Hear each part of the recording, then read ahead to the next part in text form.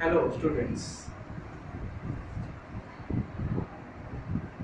Today's class is for BPA third year finance student.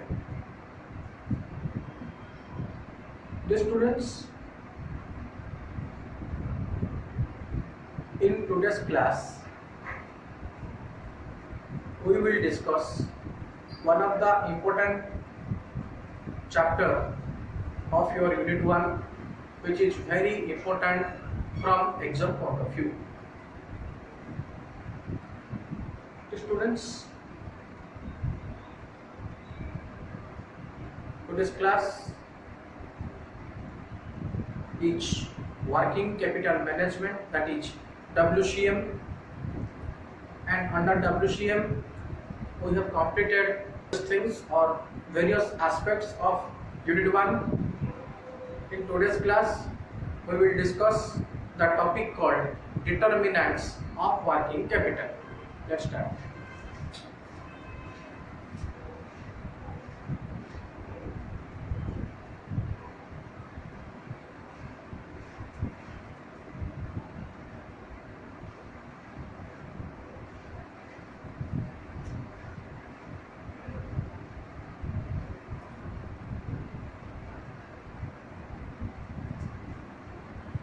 So, the determinants of working capital. Now, before directly starting from point number 1 onwards, let's discuss what is the meaning of determinant. What is the meaning of determinants? Dear students, working capital, as we all know, I think everyone you remember the meaning of working capital, I hope so. Working capital refers to the amount of capital required for carrying out the day-to-day activities of the business. This is called working capital. Now, the concept of working capital or the amount of working capital required is depending upon a numerous factors. There are a lot of factors which affect the working capital requirement. But I use the term working capital requirement.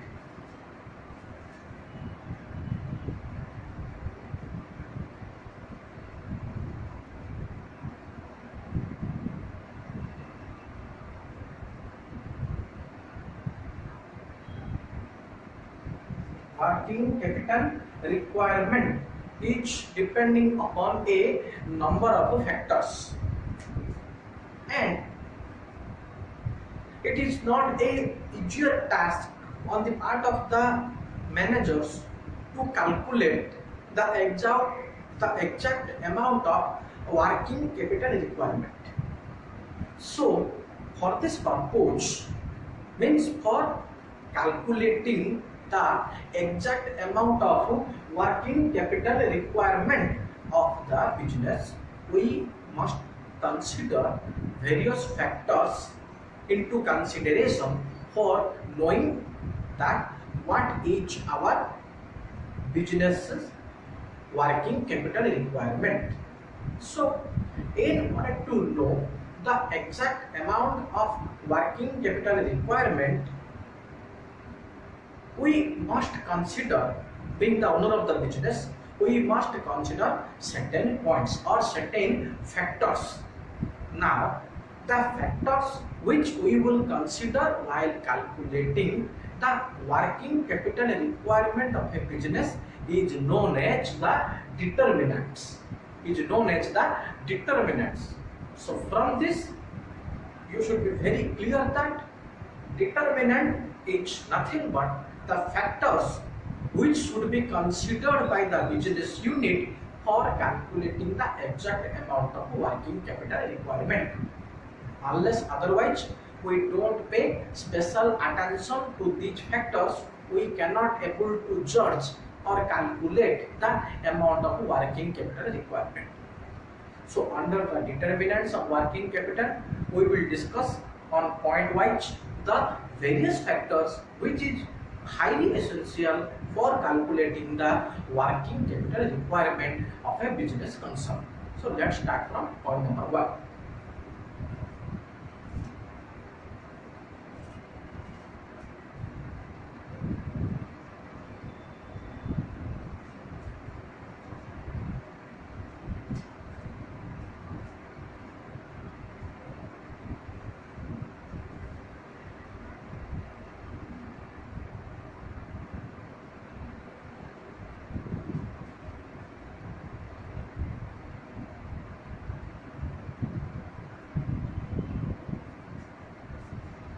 Nature of the enterprise.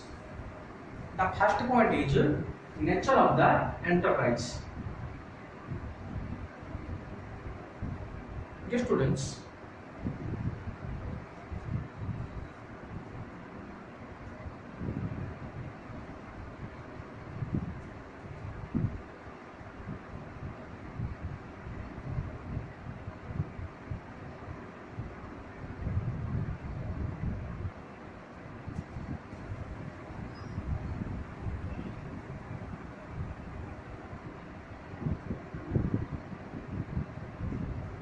if for example, I am taking two types of enterprises. One is manufacturing unit or manufacturing business, and the second one is your trading unit or trading business. Now, if the enterprise is a manufacturing unit, then remember the working capital requirement will be very higher.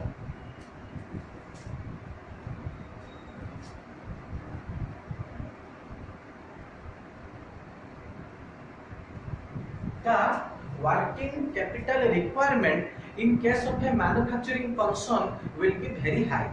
Why? Because since it is a manufacturing unit, so a huge amount of money or a huge amount of working capital is required for the procurement of raw materials. And as you all know, procurement of raw materials is always a money investing task. So the businessman has to plan for or has to pay for a lot of money for the procurement of raw materials from the suppliers. Only when we pay the money immediately to the supplier, then only the suppliers of the business can able to supply us our raw material requirements on a timely basis, on our need basis. So if the manufacturing unit is there or is running, so the working capital requirement in the case of a manufacturing unit will be very much higher, will be very high, will be very much higher. Understand? Now let's move to the trading unit. On the other hand, trading unit means what? Trading unit means the business never produces or manufactures the goods, rather he directly purchases the goods from the wholesaler or dealer, then sell it by taking some profit margin, again sell it to the ultimate consumers. So trading units or trading organization act as a via media link between the wholesaler and the ultimate consumer. So their working capital requirement will be very less, because as the case of manufacturing unit, the trading concerns, the trading unit is not required to pay a huge amount of money towards procurement of raw materials. Rather, they are required to arrange for that much amount of money which is required for only purchasing the you can say finished goods directly from the wholesaler. So in that case, means in the trading unit, the working capital requirement may be low, very low, or even moderate.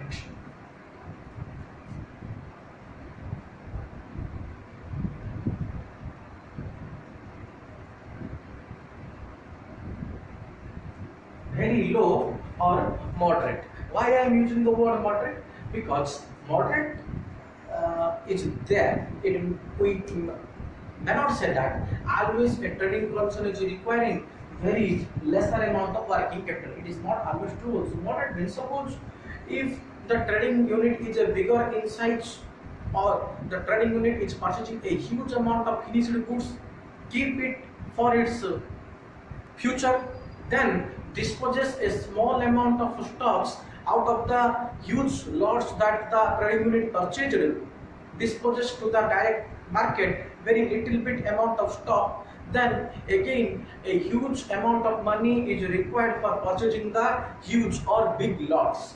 So in that case, the trading concern may require what you can say a moderate amount of working capital. But generally, if we consider the case of trading organizations, generally the working capital requirement is very low. But in the case of a manufacturing unit, the working capital requirement will be very high, because they directly purchases the raw materials, or a huge money is required towards purchasing of raw materials directly from the suppliers. This is all about point number 1.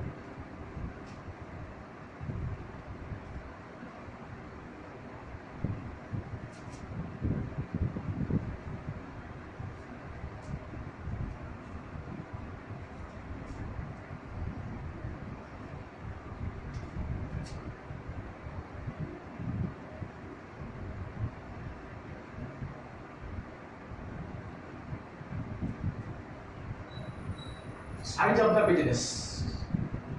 The size of the business.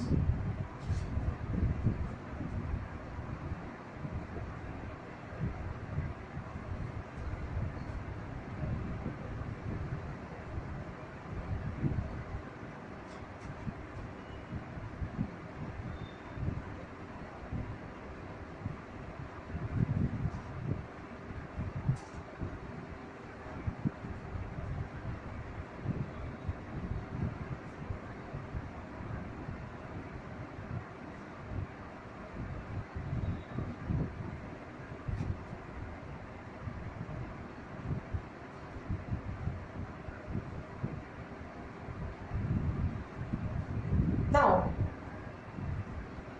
the business may be of 3 types: large scale business unit, medium scale business unit, and small scale business unit. According to the size of the organization, there will be the working capital requirement. For example,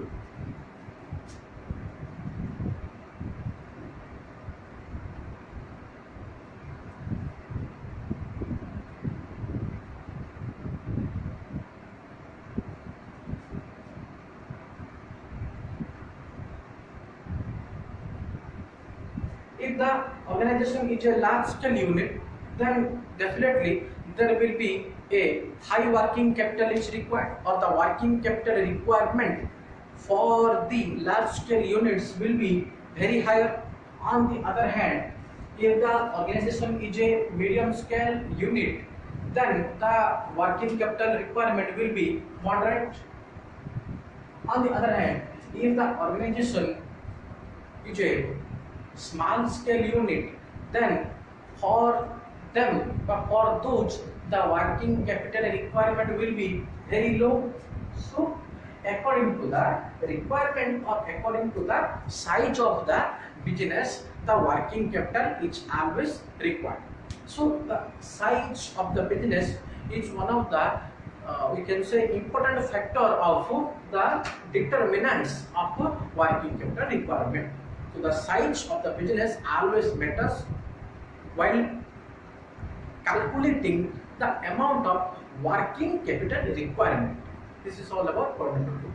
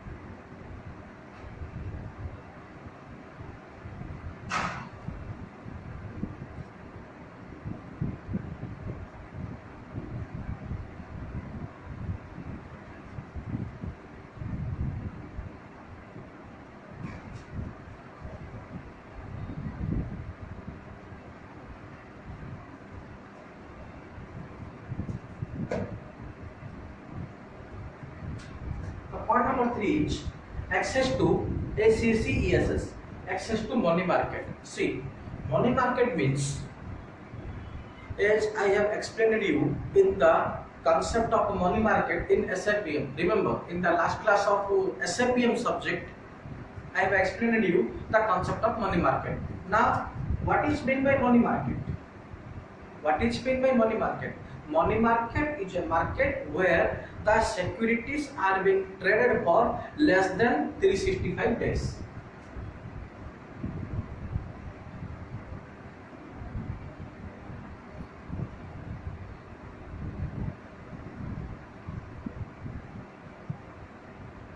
So when the trading is done for a period of less than 365 days, we call it as a money market.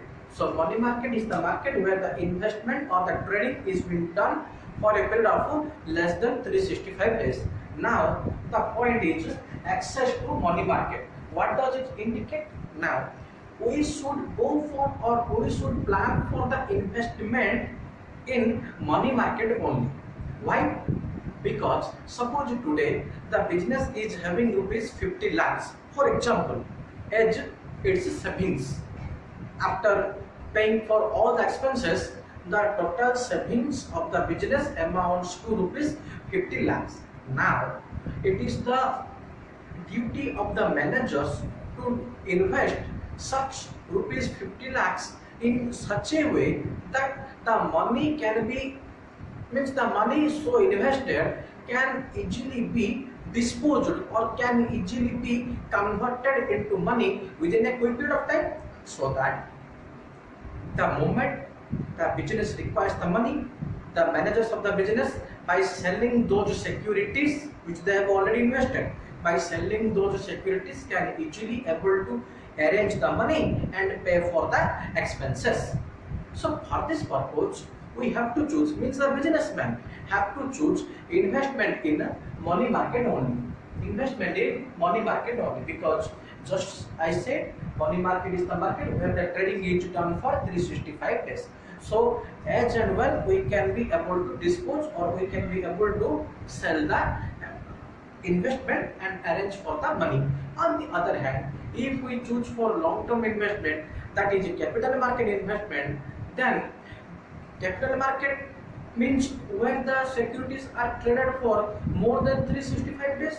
Now, if we choose for or if we opt for such capital market investment, then our securities or our investment cannot be so easily converted into cash as the case of money market. I am not saying that by investing in the capital market, the money or the investment cannot be converted into cash.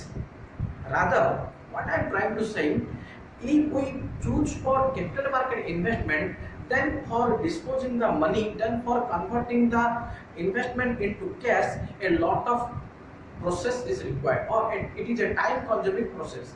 There may be the standard deductions, there may be some securities which may not be sold immediately, there may be a lot of process required for before maturity process. So a lot of clumsy situations arise in the capital market.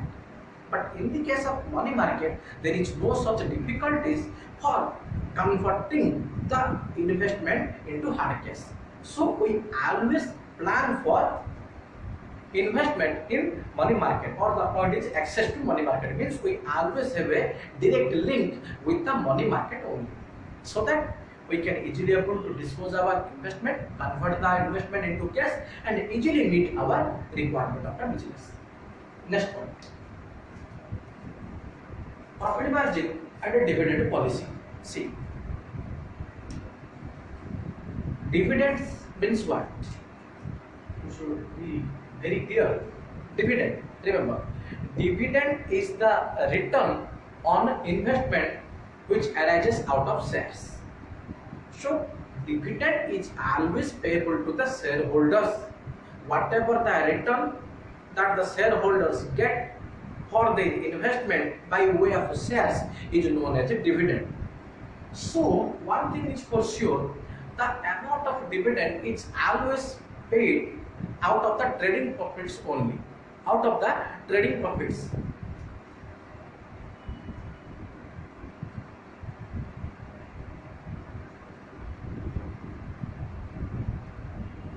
It cannot be payable out of the capital profits. Profits are of two types. One is trading profit, number two is capital profit. Remember, trading profit means the profit which arises due to the natural course of a business, that we call as trading profit.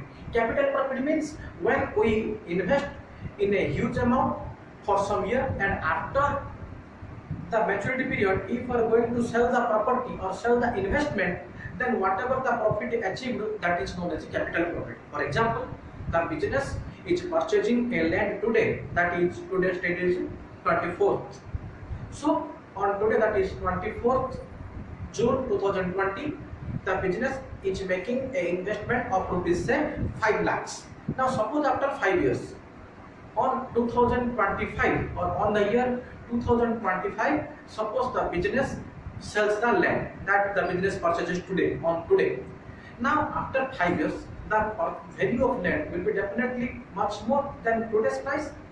So suppose the business is able to get rupees 7,50,000 by selling the land, then the profit will be 7,50,000 minus today's cost of the land 5 lakhs. 7,50,000 minus 5 lakhs equal to 2,50,000. So 2,50,000 is the amount of profit, but we will categorize under capital profit.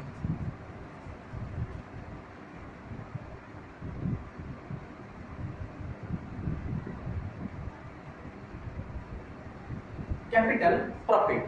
What I meant to say, dividends cannot be payable out of the capital profits.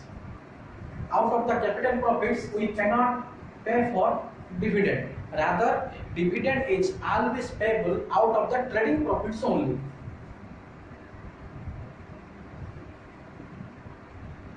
Out of the trading profits, the dividend is always payable. So the trading profit and the dividend is always interlinked with each other.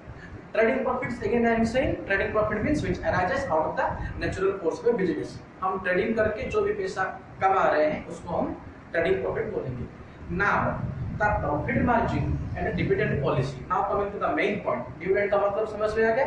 अब main point, profit margin and dividend policy. We have to make a proper balance between the profit margin and dividend policy. What is our rate of profit by selling the products in the market, and what amount we pay to our shareholders by way of dividend, or what is our dividend policy. Now suppose our profit margin is suppose 6.5%. For example, suppose 6.5% is company's profit margin. Now do you think the company can pay dividend more than rupees 6.5%? It is not possible.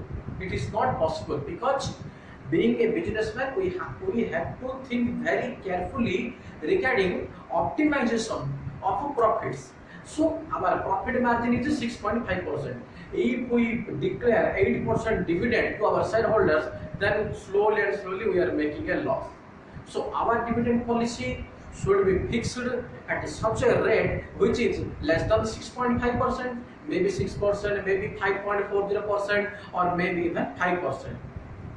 So we always have a, or always ensure that we are making a proper balance between the profit margin and the dividend policy. One thing, in the same example, suppose profit margin is 6.5%.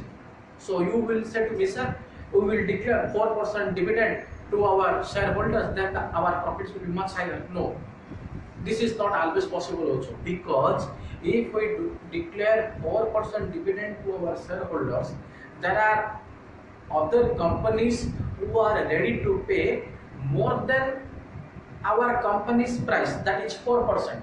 Suppose another company X Limited is providing 5% dividend to the shareholders, then why the investors will come to us? Why the shareholders will invest their money in our business? So by making a proper balance between the profit margin, we have to declare the dividend policy. These two factors is again very important for the working capital requirement. The amount of working capital requirement again hugely depends upon the profit margin and dividend policy, as I explained you with suitable example. Suppose 6.5% is the profit margin, we have to declare a price relatively lesser than the profit margin. Suppose 6.5 profit, so dividend may be around 6% or 5.80%. We cannot pay less than that. What will happen if we pay less than that? As I said right now, other competitors, other companies are there which is ready to provide certain high amount of dividend as compared to our company. So we have to make a proper balance between the profit margin and dividend policy, so that at every point of time we will be very much clear regarding our working capital requirement. Understood? Next point, the depreciation policy. The depreciation policy. Dear students, popularly in India, we use two different methods of depreciation. Depreciation means what? Depreciation means the decrease or the residual, RESIDUAL, the residual, whatever you may call, the residual decrease in the value of a asset due to natural wear and tear. Depreciation is the residual decrease in the value of the fixed assets which arises due to natural wear and tear. So depreciation policy of the business, depreciation methods. Before depreciation policy, let's discuss the methods. So under depreciation in India, popularly we use two different methods of calculating depreciation. Number one, we call it as straight line method, that is SLM, and the second one is WDV, written down value method, or diminishing balance method, DBM. Both are having the same meaning. Again, say depreciation is of two types. Means the methods of depreciation. One is straight line method, and number two is written down value method or diminishing balance method. Now, under straight line method of charging depreciation, a fixed amount of depreciation is charged every year. Suppose, as per the company's policy, we decide that rupees 5,000 is the value of depreciation. So every year we will charge rupees 5,000 as depreciation amount for all the years. But on the other hand, in the case of WDV, written down value method or diminishing balance method, the price of or the value of depreciation differs from year to year. Rather, it calculates on the cost less depreciation price. Suppose cost of the asset 5 lakhs and rate of depreciation 10%. So 5 lakhs into 10%, it comes to 50,000. So the price of the asset after the end of the year 1 will be 5 lakhs minus 10% equals to 5 lakh minus 50,000 equal to 4 lakh 50,000. Now on the second year, the depreciation amount will be calculated on that cost, that is 4 lakh 50. So 4 lakh 50 into 10%. So this is the mathematical part. We no need to go so deep because we are considering only the depreciation policy. For your understanding, I am discussing the methods. Now the depreciation policy, whatever the policy we fix, whether we may follow number one straight line method or we may follow the diminishing balance method, that should be usual, or that should be we can say same or consistent for all the years. What I mean to say, suppose today we are starting one business on 24th June 2020. We are starting one business. Now, on the very initial stage, if we follow, after discussing in the board meeting, if we decided to follow the diminishing balance method for calculating the depreciation, DBM method, diminishing balance method, or written down value method for calculating the depreciation, then what I am saying, for all the subsequent years, for all the future upcoming years, the method or the policy should be same. This year we will plan for, or we will follow diminishing balance method. On 2021 we will follow straight line method. 2022 again WDV method. 2023 again straight line method. If this is the way, then we are not able to calculate the exact amount of profit. So what I mean to say, the depreciation policy should be very much fixed or very much same or consistent for throughout the year or for all those years. Next point is expansion and growth of the business. Now the expansion and growth of the business always plays a very vital role for calculating the amount of working capital requirement, because more will be the expansion and growth of the business, more will be the working capital requirement. On the other hand, if you are not looking for or not planning for growth and expansion, then definitely the working capital requirement will be much lower. So the growth and expansion of the business always play a major role so far as calculating the working capital requirement is concerned. Well, these are some of the points. There are certain other points also which we will discuss on the next class.